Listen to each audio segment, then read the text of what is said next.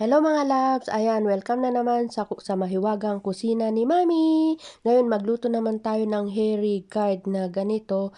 Yung i-peel off natin yung hairy card, nalagyan natin, na i-slice natin ng gusto nating slice.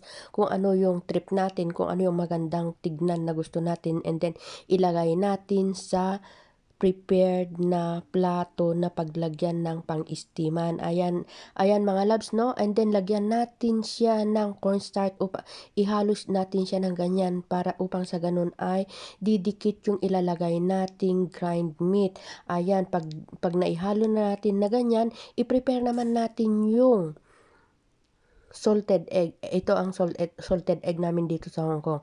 Ayan, pag na-peel off na ganyan, ito yung nasa loob ito yung salted egg, i-slice natin yung egg yolk niya. Ayan, mga loves, no, nakita natin yung style yung ganyan, ilagay natin sa gitna yung egg yolk. And then, pag na-prepare na natin ganyan lang siya, pero na-marinate yung grind meat natin na guys. Ito, and then ilagay na natin ready for steaming. We can steam this even just 25 to 30 minutes as long as hanggang maluto.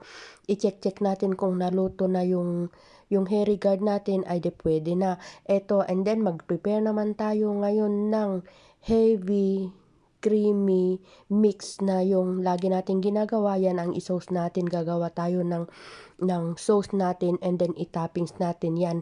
Ready for eating. Thanks for watching and see you on my next one. Thank you also sa laging panonood, and please don't escape my ads. I love you all. Bye.